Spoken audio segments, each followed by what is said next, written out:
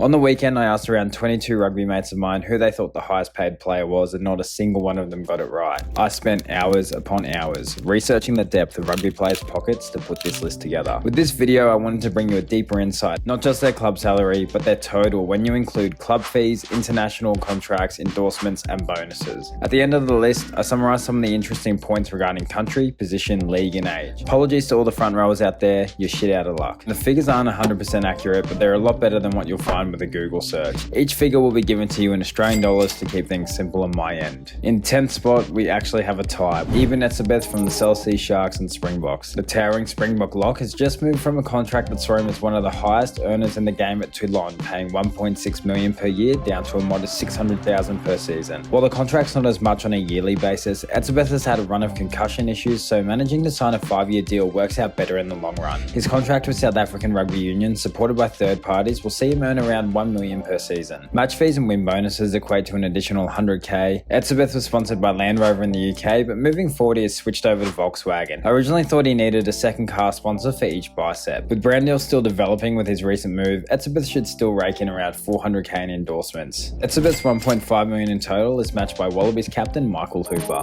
earning $1.2 million per season through the New South Wales Waratahs and a top-up from Australian Rugby. Hooper, like many players in this video, is endorsed by Land Rover and an abundance of Australian businesses, netting him an additional $150K per season. His bonuses from being Wallabies captain will see him also make an additional $150K on top of that. Both Hooper and Etzebeth are yet to find a sponsor for their luscious locks. In 9th, we've got Handre Pollard, Springbok fly half, also playing for the Leicester Tigers. Pollard previously had one of the largest contracts with Montpellier at a staggering $1.8 million per season. He's recently joined the Leicester Tigers on a significant pay cut deal of $1 million per season. Prolific point scorer with many more years of professional rugby ahead, Pollard still probably has the biggest payday ahead of him. If you include his $25K per month for being in Springboks camp, $100K in bonuses and $400K in brand deals, mainly from Nike and Land Rover, Pollard's still one of the biggest earners at $1.65 million per season, and it's crazy to think before this year, he was on $2.65 million a season. In 8th spot, we've got Johnny Sexbomb Sexton, who plays for Leinster and Ireland. Salary of $1.2 million per season that is funded by Leinster and Ireland Rugby Football Union. Being one of the most recognisable faces in Ireland, Sexton is partnered with Lexus, Adidas, and a range of other Irish businesses, totaling around $350K per year. Top of this being the captain, Sexton gets around $150K in bonuses and match fees for Ireland. Shout out to Sexton though, who owns a management company that in 2022 had over $4 million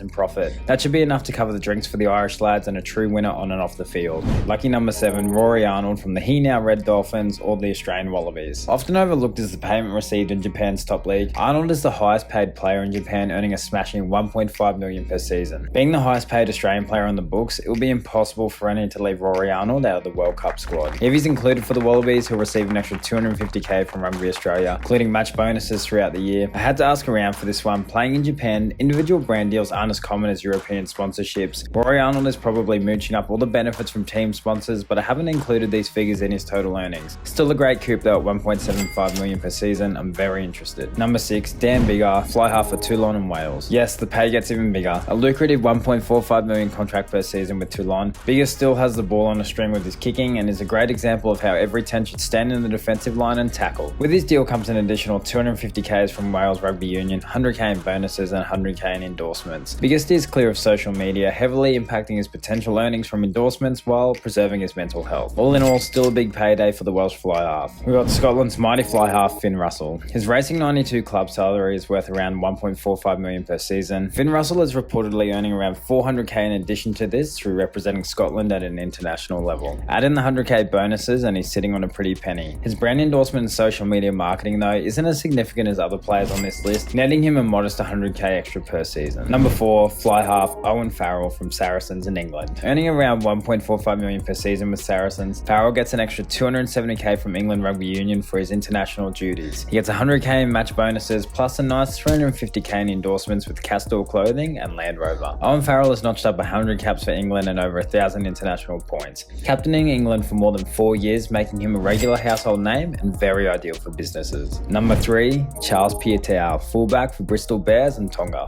You knew his name was coming. The former All Blacks winger and fullback became British Rugby's first £1 million player when he signed for Bristol back in 2015. 7 years later, Piutau is still earning £1 million per season, the equivalent to $1.8 million here in Australia. Piutau's unlucky in the sense that he's been ineligible for international duties for a long time. Only this year was Piutau able to return turned to international rugby, which saw him earn an incredible $1,000 a week while playing and training with Tonga. This total amount is so small, I'm not going to bother to add it to his total number. Piutau also roughly earns $350,000 in endorsements and sponsorships with X-Blades, Ruggers NFT, TM Lewin and Heineken. Piutau also roughly earns $50,000 in bonuses throughout the year based on wins, bringing him to a total of $2.2 million. In second place, it's the pocket rocket from South Africa, winger and fullback for Toulon and the Springboks, Cheslin Colby. The legendary winger with the hottest feet in world rugby. Colby's club contract earns him a hefty $1.45 million from Toulon. Colby's set to receive $150,000 from Springbok duties and $100,000 in bonuses throughout the year. He's also set to earn roughly $600,000 per season in brand deals and endorsements. His deals with Land Rover and Nike make up around $400,000 of these earnings. He also has a signature ball endorsement with clothing brands, he's got his own boots and is very active in consistently promoting partnerships through his social media. When you put all the pieces together, Cheslin Colby is the second highest earner in world rugby. Now I'm very surprised if he gets number one right. England and Saracens lock,